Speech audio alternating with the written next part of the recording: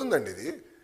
ఒక సిస్టమ్ ఉంది డెమోక్రసీలో, ఆ సిస్టమ్ మనం అందరం పాటించాలి కదా.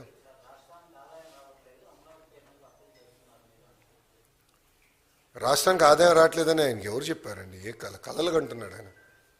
ఏ ఆత్మ చెప్పిందో మరి? ఎందుకంటే ఆయనకు ఆత్మలతో మాడతాం బాగా ఇష్టం స్వామి. రాత్రి ఒక ఆత్మతో మాడతాడు, పొద్దున ఒక నిర్ణయం తీసుకుంటాడు. రాష్ట్రం వాళ్ళు చేసిన విధ్వంసం వల్ల ఆదాయం పడిపోయింది. దారి తప్పిన రాష్ట్రాన్ని సరైన దారిలో మేము పెట్టాం. ఈరోజు ఆదాయం పెరుగుతుంది. 1 by 1 సెట్ చేసుకుంటా మేము వస్తున్నాం. అమరావతి వన్స్గా నేను చెప్తున్నా, it is a self financing project.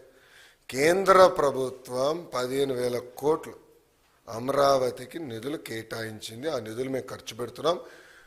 దానిపైన ఉన్న ఇంట్రెస్ట్ కానీ టర్మ్ పేమెంట్ కానీ అది కేంద్ర ప్రభుత్వం చేస్తుంది. పోలవరం ప్రాజెక్టుకి నిధులు ఈరోజు మంజూరైన. అంతెందుకండి, ఎన్నికల ముందల విశాఖ స్టీల్ ప్లాంట్ ప్రైవేటీకరణ అవుతుందని చెప్పిన వాళ్ళు వైకాపా నాయకులు. ఈరోజు కూటమి ప్రభుత్వం కలిసికట్టుగా పోరాడి విశాఖ స్టీల్ ప్లాంట్ని ప్రైవేటీకరణ జరగకుండా చేసుకున్నాం. అది మాకున్న చిత్తశుద్ధి. 13,000 కోట్ల రూపాయలు అండి. కేంద్ర ప్రభుత్వం 11,000 కోట్ల రూపాయలు, రాష్ట్ర ప్రభుత్వం సుమారుగా 2,800 కోట్ల రూపాయలు. రెండు జోడించుకుని విశాఖ ఉక్కుని మేము కాపాడుకున్నాం. అది దాని గురించి మాడమనండి.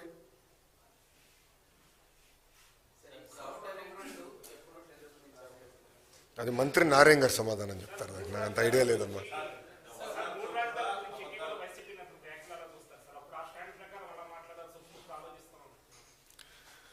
అంటే ముందల జగన్మోహన్ రెడ్డి గారికి సబ్జెక్ట్ మీద క్లారిటీ ఉంటే బాగుంటుంది కదా.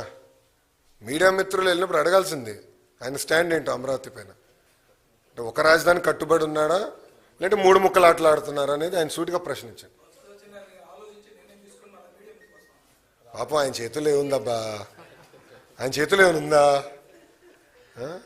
అక్కడ సజ్జల స్క్రిప్ట్ పంపిస్తే ఈయన చదువుతాడు కౌన్సిల్లో కూర్చుని. అంతే కదా జరిగేది.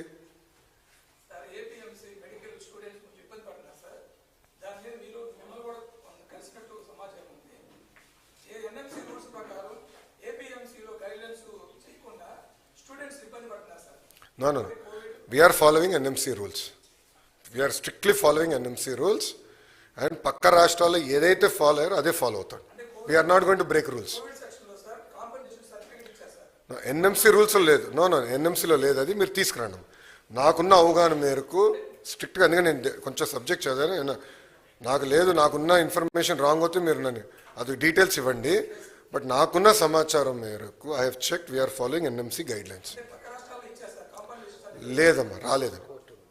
అది ఇష్యూ అయింది, కోర్టుకి వెళ్ళింది. అది ఆ డీటెయిల్స్ ఉంది, నాకు ఐడియా ఉందమ్మా.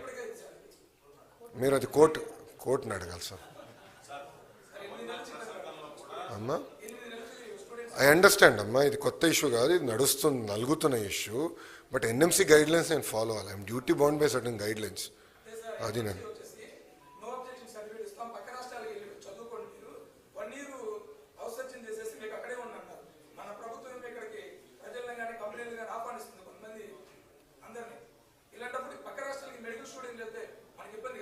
Sir, let me follow the rules, the guidelines laid down.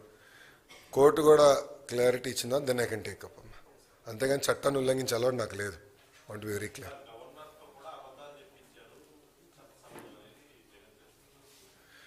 అమ్మా మీరు గమనిస్తే వాస్తవాలే గవర్నర్ గారు పలికారు. చాలా క్లారిటీగా ఉంది. స్పీచ్ పైన కూడా కౌన్సిల్లో వాళ్ళు దుష్ప్రచారం చేయాలని ప్రయత్నించినప్పుడు నేను చాలా స్పష్టంగా చదివి చెప్పాను. దాని తర్వాత నన్ను సోషల్ మీడియాలో కూడా పెట్టి ఉద్యోగాలు ఇవ్వలేదు అని ట్రోల్ కూడా చేశారు. But I stand by my word. అవాస్తవాలు చెప్తాం మాకు అలవాటు లేదు. ఏముంది దాంట్లో? చాలా స్పష్టంగా ఇన్ని లక్షల కోట్ల పెట్టుబడి, దీని ద్వారా ఇన్ని లక్షల మందికి ఉద్యోగాలు వస్తాయి అని చాలా స్పష్టంగా పేర్కొన్నా. దాన్ని మేము కట్టుబడినాం.